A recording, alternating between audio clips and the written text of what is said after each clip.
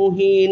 যারা এই ধরনের আল্লাহর পথ থেকে বিমুখকারী খেল তামাশার সামগ্রী ক্রয় কইরা সেগুলাতে লিপ্ত হয়, আল্লাহ পাক বলেন উলাইকা লাহুম আযাবুম মুহিন, এদের জন্য রয়েছে লাঞ্ছনাকর শাস্তি।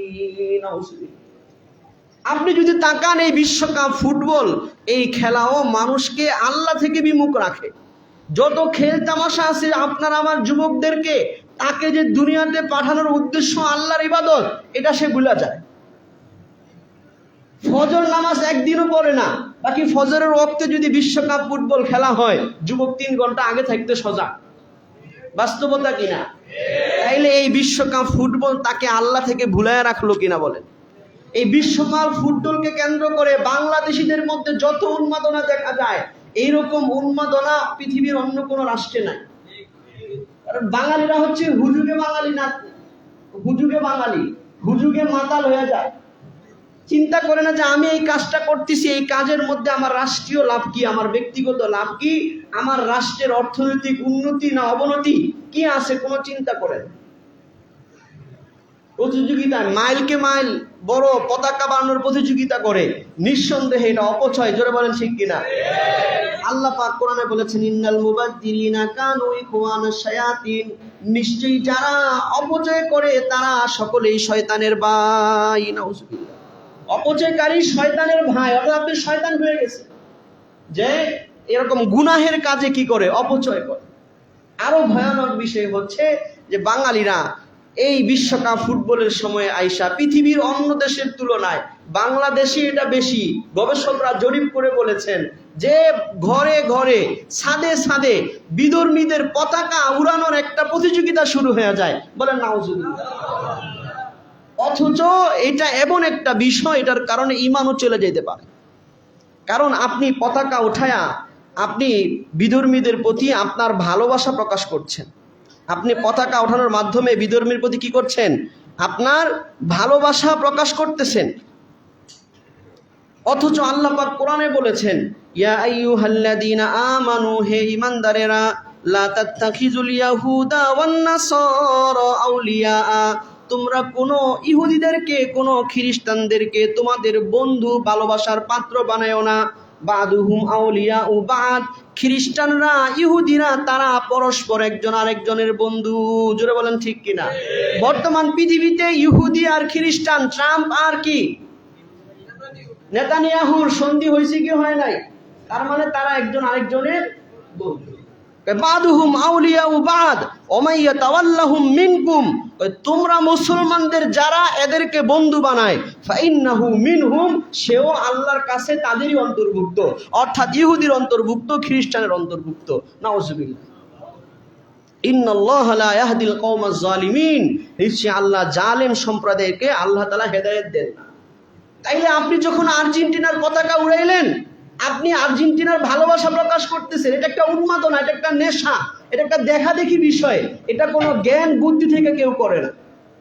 কারণ যদি জ্ঞান বুদ্ধি থেকে করতো, যখন বাংলাদেশের কোনো দল যখন আমি খেলার দিকেই তাকাইলাম, যখন ক্রিকেট খেলে বা ফুটবল খেলে, তখন সাদে সাদে বাংলাদেশের পতাকা উড়ায় না।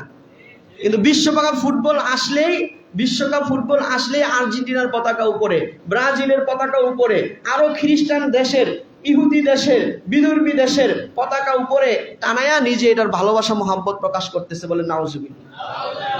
তাইলে আমি কি মুমিনের কাতারে থাকি নাকি বেঈমানের কাতারে চলে যাই? ভয় পাওয়া দরকার আছে না? বলেন। অথচ এই ইহুদি খ্রিস্টান রাষ্ট্র যারা আছে, এই রাষ্ট্রগুলো, এই বিশেষ করে বাংলাদেশের উন্মাদনা বেশি হয় ব্রাজিল আর আর্জেন্টিনারিয়া, নাকি? এই আর্জেন্টিনা একটা খ্রিস্টান রাষ্ট্র, এই ব্রাজিল একটা খ্রিস্টান রাষ্ট্র, দুটোটাই খ্রিস্টান রাষ্ট্র। আর এখন তো এই ব্রাজিল এবং আর্জেন্টিনার ইতিহাস ঘাটলে তারা মুসলমানদের কি কি ক্ষতি করেছে আপনারা পাবেন, যেহেতু সময় না আমি বলছি না। কিন্তু আপনি ভালোবাসা প্রকাশ করতেছেন। এখন তো ব্রাজিলের যেই জার্সি পরিবর্তন করছে, ওই জার্সির মধ্যে তারা যেই 2 সিংহলা শয়তানের পূজা করে, ওই শয়তানের ছবি দিছে। আপনিও মুসলমানের বাচ্চা ওই জার্সি পরতেছেন আর ব্রাজিলের ভালোবাসা দেখায়। কথা বলেন।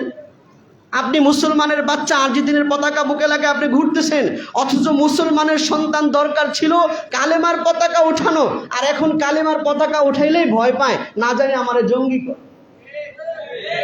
অথচ ইসলামের কালেমার পতাকা উড্ডীন করার জন্য সাহাবীরা যুদ্ধের ময়দানে জীবন দিয়েছে। পতাকা এটা অনেক বড় একটা আদর্শের নিদর্শন। আপনি যার তার পতাকা আপনার বাড়িতে টানাতে পারেন না। ইসলামের পতাকার মধ্যে কালেমা লেখা ছিল। জিহাদের ময়দানে সাহাবীরা, উহুদের যুদ্ধে এক সাহাবী ডান হাতে ইসলামের ঝান্ডা ছিল, কাফের ডান হাতে তরবারি দিয়ে আঘাত করছে, বাম হাতে নিছে, বাম হাতে আঘাত করছে, মুখে নিছে, মুখে আঘাত করছে, অন্য সাহাবীর কাছে দিয়া দিছে, তবু ইসলামের পতাকা নিচে পড়তে দেয় না। মুতার যুদ্ধে সাহাবীরা এরকম ডান হাতে ছিল, বাম হাতে ছিল, সব শেষ হয়ে গেছে, তবু ইসলামের পতাকাটা মাটিতে পড়তে দেয় না। আর আজকে মুসলমানের বাচ্চা, সেই মুসলমান নিজের ছাদের উপরে কালেমার পতাকা ওঠানোর সাহস নাই, জঙ্গির তকমা খাওয়ার ভয়ে, কিন্তু ব্রাজিলের পতাকা, আর্জেন্টিনার পতাকা ঠিকই ওঠায়। আপনি কেমন মুসলমান হয়েছেন বলেন? পৃথিবীর অন্য কোনো রাষ্ট্রে নাই। আমি ইন্ডিয়াতে 4 বছর ছিলাম, ওই সময় এরকম দেখছি যে কোনো কি নাই, আর্জেন্টিনা বা অন্য দেশের পতাকা তাদের ছাদে ছাদে নাই। এখন দেখেন অনেকে শরম ঢাকার জন্য বড় পতাকা লাগাইছে আর্জেন্টিনার, ব্রাজিলের, ছোট্ট একটা পতাকা লাগাইছে বাংলাদেশের উপরে। এরও আপনি বাংলাদেশকে অপমান করতেছেন। আপনার ভিতরে বাংলাদেশের চাইতে আর্জেন্টিনার মহব্বতটা বড়। জোরে বলেন ঠিক কিনা? আমাদের সচেতন হওয়া দরকার আছে কিনা? কি লাভ বলেন? আমি আর্জেন্টিনার পক্ষে দাঁড়াইলাম, ব্রাজিলের পক্ষে দাঁড়াইলাম, বা অন্য প্রদেশের পক্ষে দাঁড়াইলাম, আমার ব্যক্তিগত কি লাভ, আমার রাষ্ট্রের কি লাভ, আমার ধর্মীয় কি লাভ? বলেন, কোনো লাভ আছে এটার মধ্যে? আমরা বিবেক দিয়ে চিন্তা করি, আবেগ দিয়ে চিন্তা না। আল্লাহ তাআলা আমাদের সবাইকে সচেতন হওয়ার তৌফিক দান করেন।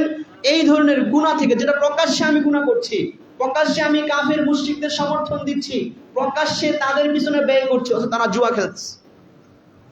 আর এই বিশ্বকাপকে কেন্দ্র করে বাংলাদেশেও জুয়া হয়। পত্রিকা রিপোর্টগুলো আপনি সার্চ দিয়ে দেখেন, বিশ্বকাপকে কেন্দ্র করে কোটি কোটি টাকার জুয়া হয়।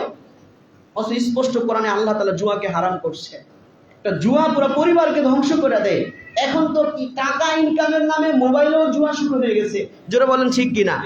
আমাদের সচেতন হওয়া দরকার আছে কিনা? নাম দেয় গেম খেলবেন, টাকা কামাইবেন, কাজ করবেন, টাকা কামাইবেন, অথচ এটা জুয়া। কিন্তু জুয়া নাম দেয় না, মুসলমানদেরকে ধোঁকা দেওয়ার জন্য। আল্লাহ তাআলা আমাদেরকে সচেতন থাকার তৌফিক দান করেন।